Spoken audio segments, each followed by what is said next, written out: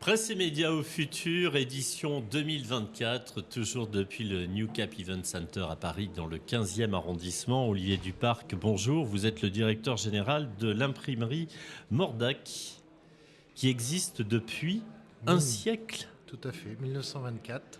Donc vous fêtez votre centenaire, là, vraiment cette année, alors. Alors, comme tout centenaire, à un moment ou à un autre, on ne sait plus très bien à quel mois on fait référence. Mais en tout cas, c'est l'année 1924 et c'est la troisième génération de Mordac qui est à la tête de l'entreprise. Donc mon associé Arnaud Mordac est PDG de cette entreprise depuis 1999. Et moi, je suis avec lui aussi depuis 1999. Donc voilà. C'est une entreprise qui est située dans le nord de la France. Tout à fait, à Aire-sur-la-Lys, donc un gros bassin d'industriels d'impression fut une époque. Nous étions d'ailleurs la deuxième région après Paris et le centre, il y a très longtemps, avec des gros fers de lance comme pouvait l'être De Coster, si vous avez connu. Donc on a notre collègue imprimerie Léonce Després qui est ici, Guillaume. La Des Cible, historiques. Des historiques, voilà. Et donc, même des gens qui ont fêté aussi leur centenaire, parce que ILD est aussi centenaire, je crois, si mes souvenirs sont bons. Alors, à la différence de ILD, vous imprimez quoi, vous ? Alors nous, on n'est pas que spécialisé dans la presse. Donc nous, on a 3 business units, prospectus, le catalogue d'entreprise et la presse, cellule qu'on a mis en place assidûment, on va le dire comme ça, avec une commerciale attitrée, donc Nathalie, qui depuis 2016 s'occupe du langage de l'éditeur, parce que c'est un langage, c'est des habitudes et c'est des façons d'être pour mieux comprendre le besoin du client. Voilà. Il y a cette différence-là que vous évoquez avec l'édition. C'est une nouvelle façon pour vous de produire et d'imprimer. Quelles sont les différences majeures par rapport aux deux autres secteurs auxquels vous avez peut-être plus d'ancienneté ? Alors, l'éditeur a un intérêt, c'est que c'est un produit qui est régulier, donc il a une récurrence, donc une planification qui est beaucoup plus simple. Alors maintenant, le prospectus, Noël, c'est toujours la même date, du moins, voilà. Les ponts sont plutôt aussi connus à l'avance. Mais l'éditeur a cet avantage de pouvoir avoir un produit qui est connu, reconnu, et où on va pouvoir avoir une vision tant sur les achats que sur la fabrication du produit sur du long terme. Le prospectus en impression, c'est encore de l'avenir ? Alors, vous prêchez un convaincu. Alors, très honnêtement, si on avait plus que 5 minutes, je vous dirais, je crois vraiment que le prospectus a un intérêt dans le sens où c'est un support papier qui est immuable. Ce que je veux dire par là, c'est qu'à aujourd'hui, on connaît dans la notoriété, dans l'impact du prospectus, il est entre 19 et 22% d'attractivité pour un magasin. C'est quelque chose qui est avéré. Carrefour le fait, Auchan le fait. Ils le font, ils ont tendance tout de même à le faire de moins en moins, ou en tout cas à revendiquer le fait qu'ils impriment de moins en moins. Est-ce que c'est la réalité ? C'est pas tout à fait ce que je disais. Je disais l'attractivité d'un papier distribué, c'est 19 à 22% de plus de passage caisse. Le numérique, d'accord, en passage caisse. Voilà, okay. Le numérique, c'est 1,8%. C'est connu, c'est reconnu aussi. Le numérique avec un support de fidélité, c'est 3,2 à 3,6%. Donc le papier a encore un énorme impact de distribution, mais un énorme impact d'attractivité. Donc aujourd'hui, il a un intérêt. Il sert aussi aux classes moyennes pour faire des achats intéressants. Il a un intérêt pour faire de l'événementiel.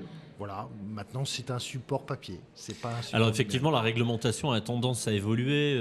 Jusqu'à présent, dans les boîtes aux lettres, quand on voulait plus de pub, on précisait pas de publicité. Et si j'ai bien compris, prochainement, il faudra préciser que on est d'accord pour que la publicité. Alors c'est le cas. En tout cas, qu'on est demandeur pour que la publicité puisse accéder, on a 14 arriver sites, jusque dans notre propre boîte aux lettres. On a 14 sites en France, donc 3,67% de la population, qui sont aujourd'hui... Combien vous nous avez dit, pardon ? 3,67% de la population. Excusez-moi pour le chiffre. Non, c'est Non, à apprendre. Moi, je me coucherai moins bête, je le saurai maintenant. Et donc aujourd'hui, on a depuis en fait l'aspect des Gilets jaunes et une volonté de la part d'Emmanuel Macron de remettre au centre 140 choses qu'ils ont dites. À un moment, on a dit le moins de prospectus possible, et ce qu'on va faire, c'est qu'on va faire un test. On appelle ça le WePub. Aujourd'hui, il est donc sur 3,67% de la population, 14 sites, par exemple Dunkerque est aujourd'hui WePub.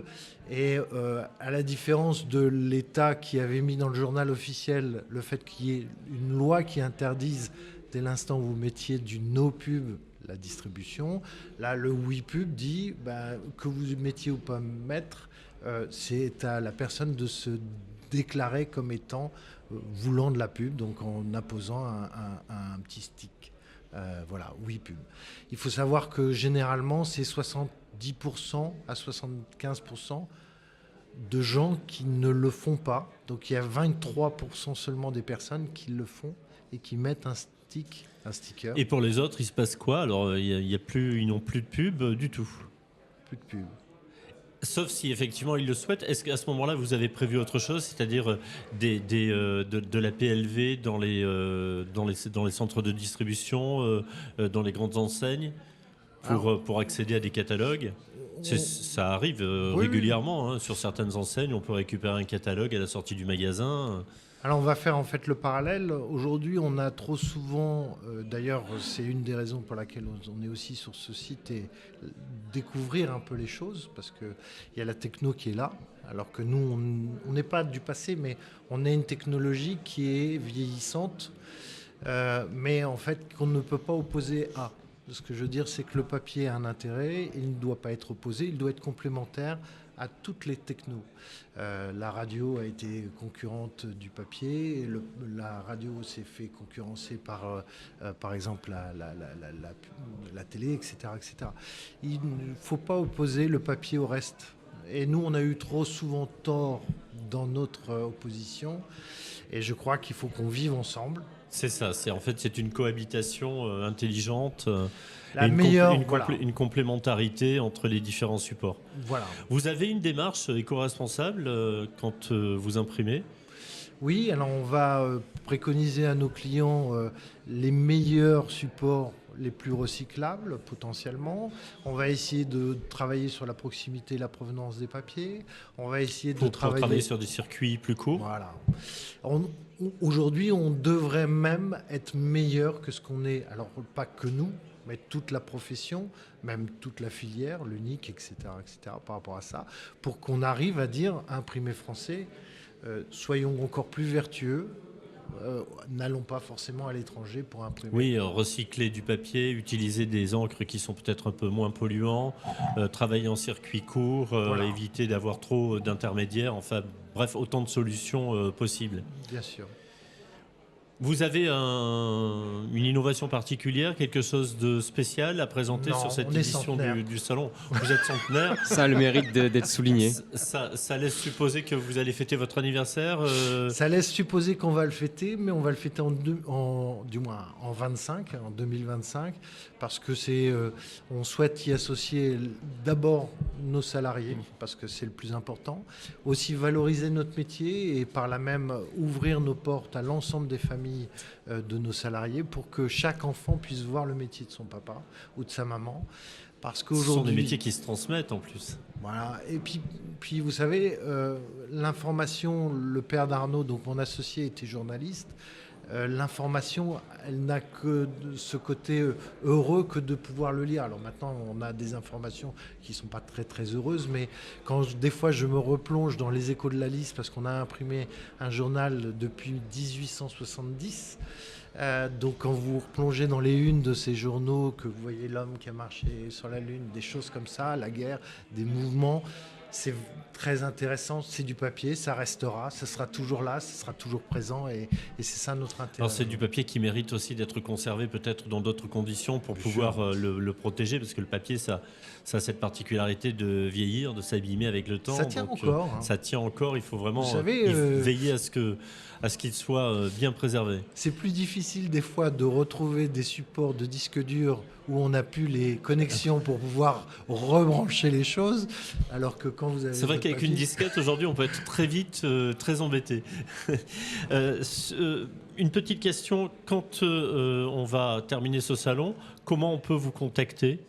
Alors, déjà venir nous dire bonjour. Bien sûr. Parce qu'on est très sympathique. On va aller au-delà du salon parce qu'il y aura après 4 septembre. Après, de toute façon, on se retrouve sur le site de la presse au futur, mais on a aussi notre propre site internet, Imprimerie Mordac. On a la possibilité d'être... Votre site internet ? Imprimeriemordac.fr. Imprimeriemordac.fr. Mordac, ça s'orthographie M-O-R-D-A-C-Q. Pas, voilà. Pas avec un K. Absolument. Comme certains pourraient essayer de le faire. J'ai dit 3-4 septembre, c'est 3-4 décembre, bien sûr. Et on ne t'en veut pas. Un dernier mot, peut-être, si vous deviez utiliser un qualificatif pour parler du salon, vous diriez quoi ? Alors, je vais utiliser un chiffre, plutôt 360, parce qu'en fait, je me retrouve un petit peu plus dans cette logique-là, où l'avantage aujourd'hui de la presse au futur, d'ailleurs, ils ont changé le nom cette année, c'est pas non bien plus sûr, anodin. La presse au futur et la presse des médias. Voilà. Et donc, je pense qu'aujourd'hui, on a une obligation d'une ouverture d'esprit, et le 360, c'est juste ce côté rond qui nous permet à un moment de se dire, on fait partie d'un tout, et il faut aller dans toutes ces différentes composantes. Donc c'est tout l'intérêt aujourd'hui de pouvoir aller dans ces allées, de rencontrer des gens qui proposent d'autres solutions, qu'elles soient informatiques, qu'elles soient numériques, qu'elles soient tout ce que vous voulez. Et ça, c'est un intérêt. Voilà. 360